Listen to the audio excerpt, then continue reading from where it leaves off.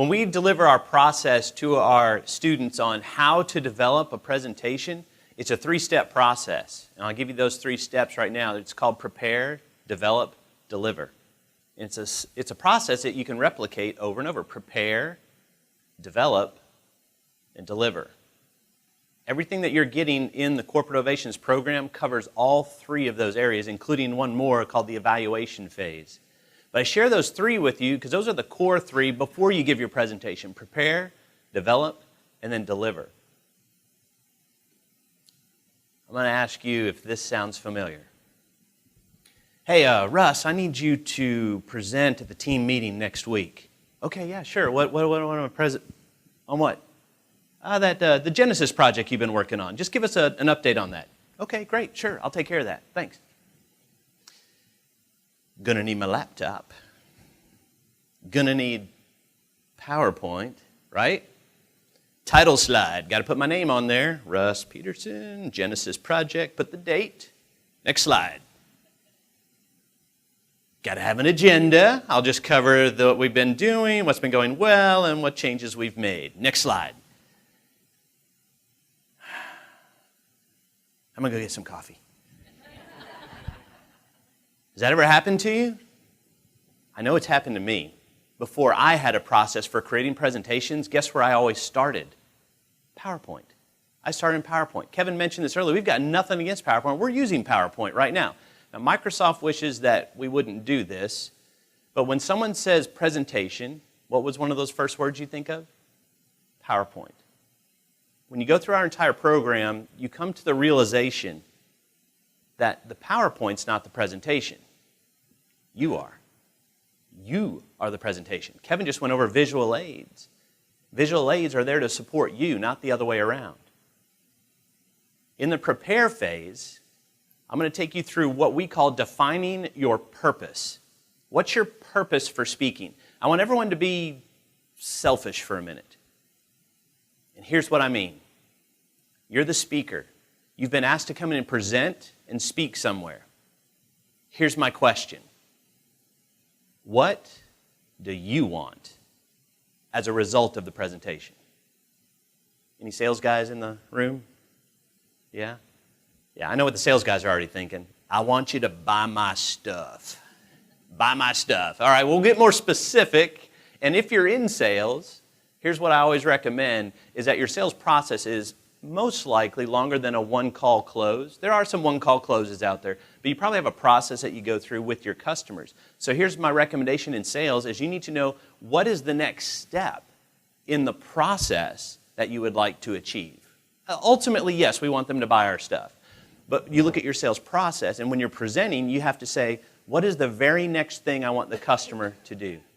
Now, when we break down the prepare phase, we break it down based on the types of presentations that you have. The 3 key types of presentations are called persuasive, informative, and entertaining.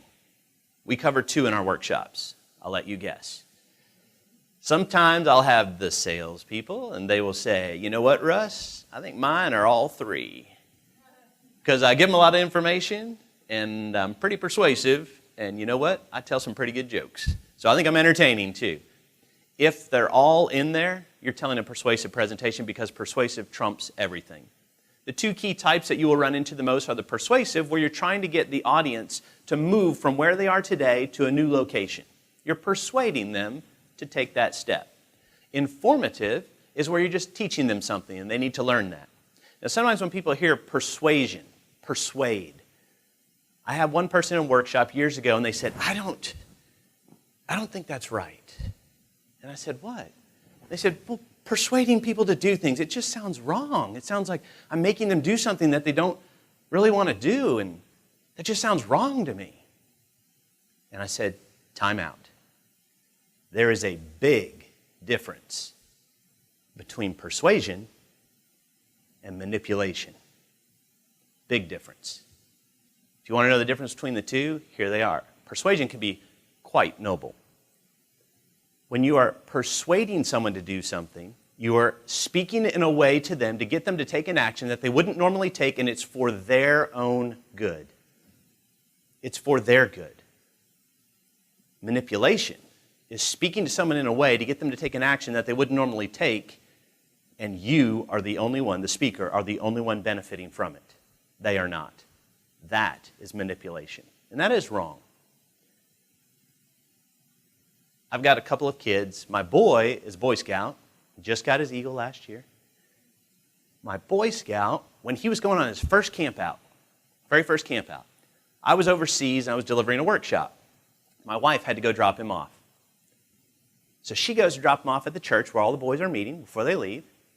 You have to picture my frame on about a 9 to 10-year-old boy. He's not real big. His backpack looked bigger than him. Every boy has their own backpack with all their stuff. And so she was sending him off, go on, little man, and he started walking.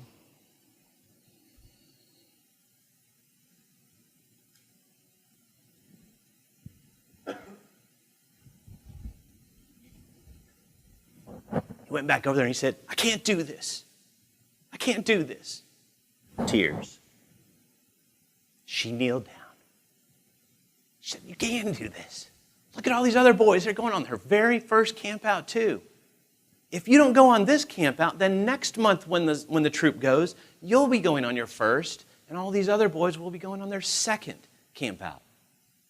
You can do it. You can be strong. She straightened his cap, gave him a little swat. He marched off. And then my wife went to the car and cried.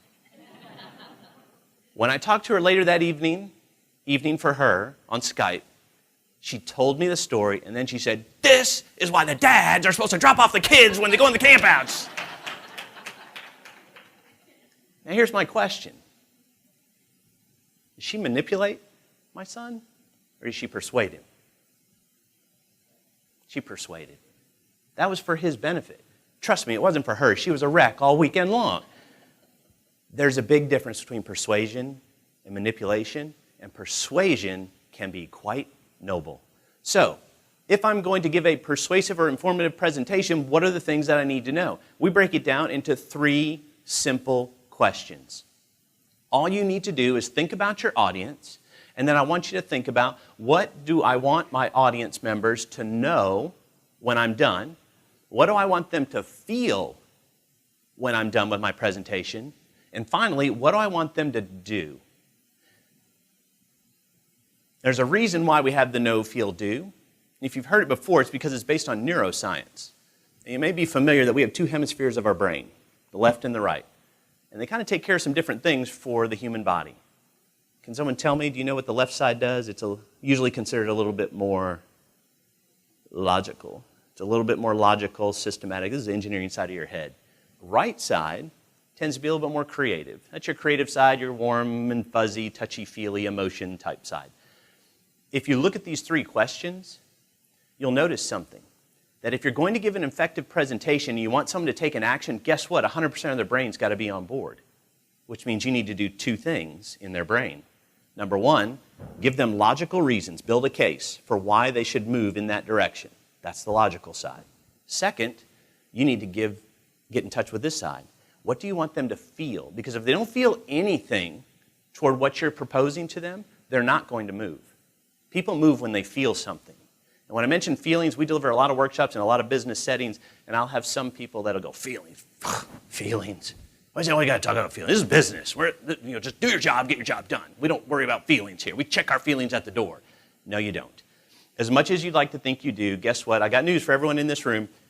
You're a human.